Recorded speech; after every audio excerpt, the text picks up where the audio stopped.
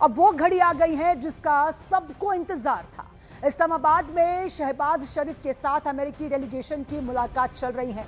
इसके पहले शहबाज ने ईरानी डेलीगेशन के साथ मुलाकात की। पूरी दुनिया की निगाहें पाकिस्तान पर टिकी हुई हैं।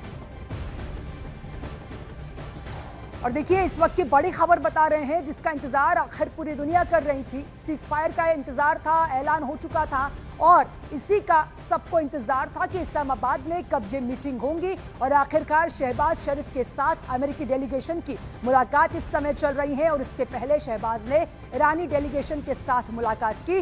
पूरी दुनिया की निगाहें इस समय पाकिस्तान पर टिकी हैं कि आखिर क्या होगा आगे। और इस वक्त एक बड़ी खबर आ रही है, ईरान की कोई भी शर्त नहीं माना है अमेरिका।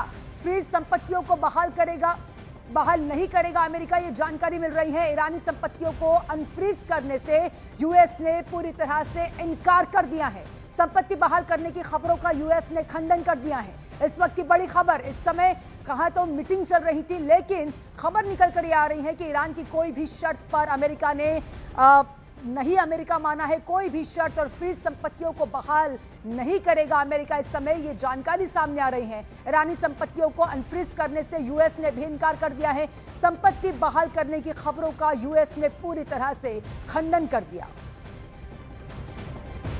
तो बड़ी खबर बता रहे हैं, मीटिंग चल रही थी, लेकिन आखिरकार जिसका वक्त था, जिसका इंतजार था पूरी दुनिया को, वो खबर कहीं ना कहीं ये पॉजिटिव खबर नहीं नजर आ रही है। क्योंकि ईरान जो है, ईरान की कोई शर्तें थी, ईरान की वो शर्तें अमेरिका ने नहीं मानी।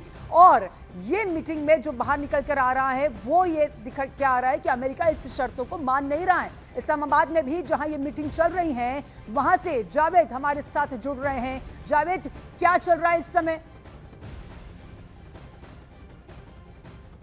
पूरी दुनिया के लिए बहुत ज़्यादा अहमियत के हामिल हैं। बल्कि ये कहा जाए कि आज का दिन जो है आज जो दुनिया के लिए बहुत ज़्यादा तारीखी दिन होगा। क्योंकि इस्लामाबाद टॉक्स में जो ख़ास तौर पर ईरान और अमेरिका के दरमियान होने वाली जो जंगबंदी है, उसके बाद ये टॉक्स यहाँ पर होने के लिए कहा गया था। इन टॉक्स को करने के लिए दोनों फरीकें, ईरान का आला सतही वफद और इसके अलावा अमेरिका का आला सतही वफद जो है वो पाकिस्तान पहुँच चुका है। अब दोनों फरीक़ैन के दरमियान ऑफिशियली तो अभी तक ये अनाउंस नहीं किया गया कि आया ये जो मुज़ाकरात हैं वो शुरू हो चुके हैं या नहीं।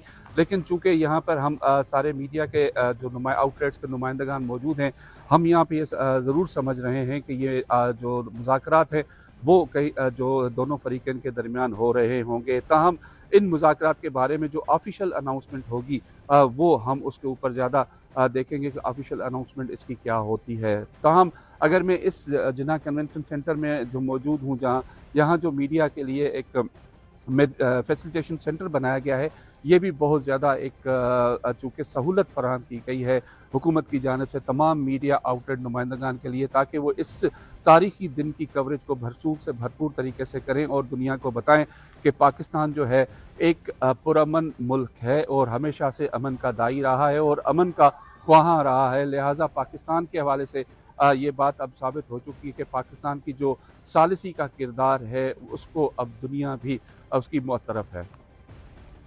तो इस्लामाबाद में ये मीटिंग चल रही है, लेकिन जो खबर वहां से निकल कर आ रही है वो साफ संदेश देती है कि अब तक शांति वार्ता पर कोई भी सटीक जो है वो रिपोर्ट नहीं आई हुई है।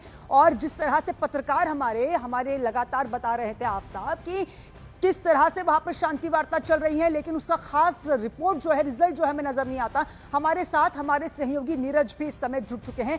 कैसे देखते हैं आप इस पूरे सिचुएशन को इस समय नीरज? सुरभि, देखिए, दोनों देशों के बीच में डायरेक्ट टॉक होगा कि नहीं, इस बात को लेकर बिल्कुल संशय बना हुआ है। थोड़ी देर के बाद आफ्ताब जहां भी हमसे जुड़ेंगे, जो कि सीधे इस्लामाबाद टॉक जहां हो रहा है वहां से मौजूद है। लेकिन आपको बता दें कि देखिए, एक तस्वीर हमारे सामने आ गई है। मैं कहूंगा कि दो तस्वीर, एक तस्वीर जो अमेरिकी डेलीगेशन से पाकिस्तान के प्रधानमंत्री की मुलाकात चल रही है, जो स्वागत करते हुए दिख रहे हैं, और दूसरी तस्वीर है जब ईरानियन डेलीगेशन से मिलने से पहले ईरानियन डेलीगेशन के मेंबर की तस्वीर थी।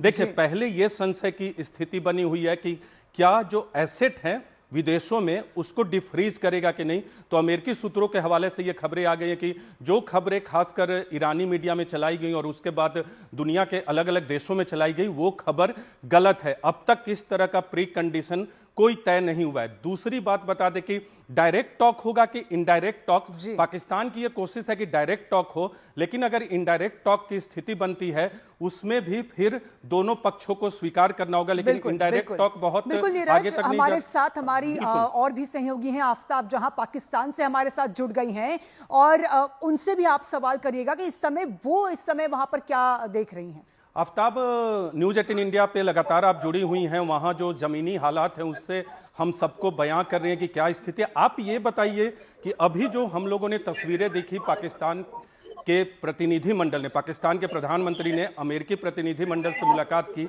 आपको क्या लगता है डायरेक्ट टॉक्स होगा ईरान और अमेरिका के बीच में, या जैसा ओमान में हुआ था इनडायरेक्ट टॉक्स, उस तरह की स्थिति बनती हुई दिखाई दे रही है?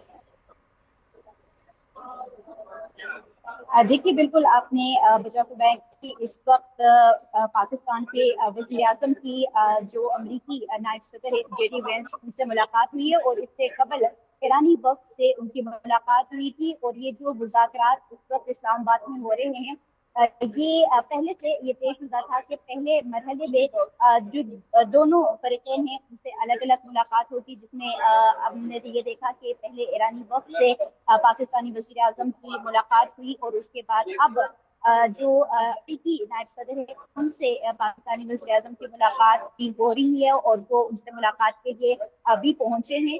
और ये जो मुलाकात इस वक्त होंगे, इनमें दोनों फरीकों को वन ऑन वन बिठा के, क्योंकि पाकिस्तानी क़यादत ने इनसे मुलाकात करनी थी, और इसमें तमाम मामलात जो है वो डिस्कस होंगे। जो 15 पॉइंट्स अमरीका की जानिब से रखे गए हैं, जो 10 पॉइंट्स ईरान की जानिब से रखे गए हैं, इन तमाम के ऊपर बातचीत की जाएगी। और उसके बाद जो उमूर इन दोनों फरीकों से वन ऑन वन मुलाकात के बाद तय होगा, उसके बाद फिर एक टेबल पर बिठाया जाएगा। और आपने ओमान की बात की कि क्या ओमान वाला वाकया होगा, तो ऐसा बिल्कुल भी नहीं होगा, क्योंकि ओमान के जो मुज़ाकरात हो रहे थे उसके बाद जो नतीजे